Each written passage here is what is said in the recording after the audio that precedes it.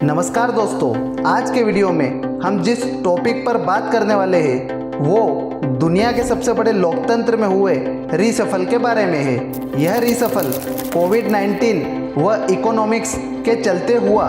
कोविड-19 ने कई मंत्रियों के कामों को उजागर किया और उन्हें बाहर का रास्ता दिखा दिया, जिससे कई मंत्रियों के पद में फेरबदल हुए और कई मंत्रियों का रेजिग्नेशन हुआ। यह शपथ समारोह राष्ट्रपति भवन में देश के प्रधानमंत्री व राष्ट्रपति की अध्यक्षता में हुआ। मोदी मंत्रिमंडल में 36 नए मंत्रियों ने शपथ ली व 7 मंत्रियों के पदों का प्रमोशन हुआ। इसके साथ 12 मंत्रियों को मोदी कैबिनेट से हटाया गया। इन 12 मंत्रियों में 4 ऐसे बड़े चेहरे थे जिनको हटाने के बाद विपक्ष ने कई सवाल उठाए। Association for democratic reforms ADR poll rights group द्वारा प्रकाशित एक रिपोर्ट से पता चला है कि नरेंद्र मोदी के केंद्रीय मंत्रिमंडल में 78 मंत्रियों में से कम 42% ने अपने खिलाफ आपराधिक मामले घोषित किए हैं। रिपोर्ट में बताया गया है कि इन मंत्रियों में से 4 पर हत्या के प्रयास से जुड़े मामले भी शामिल है। अब बात करते हैं उन 4 बड़े चेहरों की, जिसमें सबसे नंबर 1 पर कमजोर मैनेजमेंट के आरोपों का सामना करने वाले स्वास्थ्य मंत्री हर्षवर्धन सिंह का है। कोरोना संक्रमण की दूसरी लहर ने देश में जिस वक्त जोर पकड़ा था, उस दौरान रेमडेसिविर इंजेक्शन, ऑक्सीजन की कमी से लेकर अन्य तमाम चीज़ों की किल्लत देखने को मिली थी और इनके कामों को लेकर जनता और मोदी जी दोनों ही काफ़ी परेशान थे। इसी कारण इन्हें इस पद से इस्तीफा देना पड़ा। अब इनकी जगह पर मनसुख मांडविया को हेल्थ मिनिस्टर की कमान सौंपी गई। मनसुख मांडविया गुजरात के भावनगर जिले के हलोल गांव में एक किसान परिवार में जन्मे।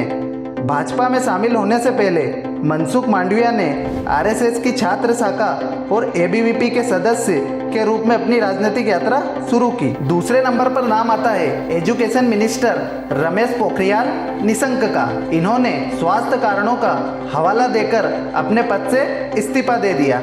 इनके स्थान पर धर्मेंद्र प्रधान को शिक्षा, कौशल विकास और उद्यमिता मंत्रालय का विभाग दिया गया, जो पहले भारत सरकार में पेट्रोलियम और प्राकृतिक गैस मंत्रालय का प्रभार संभाल रहे थे।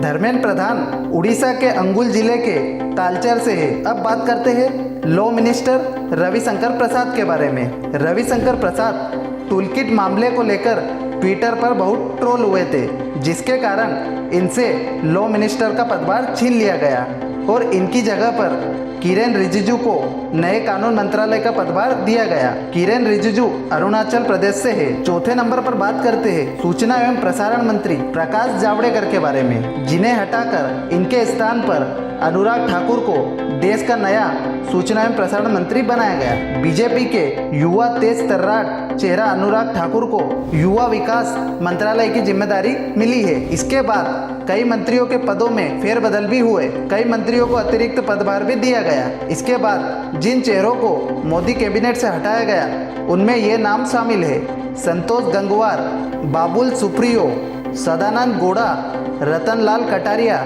प्रताप सारंगी, देबोक्षी चौधरी, थावरचंद गहलोत, संजय धोत्रे और राव साहेब दानेव पाटिल जैसे कई नाम शामिल है। जिन नेताओं को मोदी मंत्रिमंडल में जगह मिली है, उनके नाम इस प्रकार है। सबसे पहले बात करते हैं ज्योतिरादित्य सिंधिया के बारे में।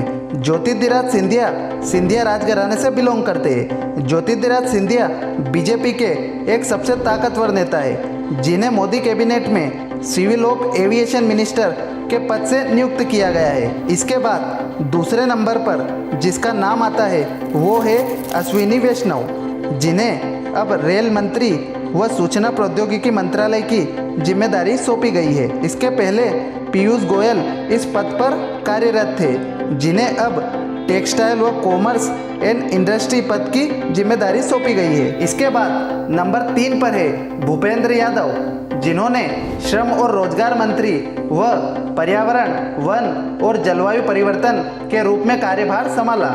ये अमित शाह के विश्वास पात्र माने जाते हैं। इसके बाद नंबर 4 पर जिस मंत्री का नाम आता है वो है नारायण राणे, जिन्हें मोदी कैबिनेट में MSME मतलब minister of micro small and medium enterprises का पद दिया गया। इसके बाद नंबर 5 पर जिसका नाम है वो है सर्बानंद सोनोवाल, जिन्हें मोदी कैबिनेट में charge of ports, shipping and waterway ministry का पद दिया गया है। इसके बाद नंबर 6 पर डॉक्टर वीरेंद्र कुमार का नाम है, जिन्हें मोदी मंत्रिमंडल में social justice and empowerment minister का पद दिया गया। इसके बाद नंबर 7 पर रामचंद्र प्रताप सिंह है, जिन्हें अब यूनियन स्टील मिनिस्टर का पदभार दिया गया है। इसके बाद नंबर 8 पर है पशुपति कुमार पारस, जिन्हें मंत्रिमंडल में minister of food processing industry का पद दिया गया है। इसके बाद नंबर 9 पर बात करते हैं राजकुमार सिंह के बारे में, जिन्हें कैबिनेट में minister of power and new renewable energy का पद दिया गया है। इसके बाद नंबर 10 पर है हरदीप सिंह पुरी, जो मोदी मंत्रिमंडल में petroleum ministry and natural gas के पद पर कार्यरत है। 11वें नंबर पर नाम आता है पुरुषोत्तम रूपाला का, जिन्होंने अब मोदी मंत्रिमंडल में मत्स्य पालन, पशुपालन और डेयरी मंत्री के रूप में कार्यभार संभाला। इसके बाद 12वें नंबर पर नाम आता है जी किशन रेड्डी का, जिन्हें मोदी कैबिनेट में पर्यटन, संस्कृति और पूर्वोत्तर क्षेत्र के विकास मंत्री के रूप में नियुक्त किया गया है। इसके अलावा 43 नए राज्य मंत्री नियुक्त किए गए हैं। तो गाइस, ये था आज का हमारा वीडियो जो पॉलिटिक्स फंडे से रिलेटेड था। तो मिलते हैं अब नेक्स्ट वीडियो में। और हाँ, अभी तक आपने मेरे चैनल को सब्सक्राइब नहीं किया है तो नीचे कोने में जाकर सब्सक्राइब बटन को क्लिक कर ले और बेल आइकन को भी दबा दे। आपका प्रीशियस टाइम देने के लिए बहुत बहुत धन्यवाद। जय हिंद, जय भारत।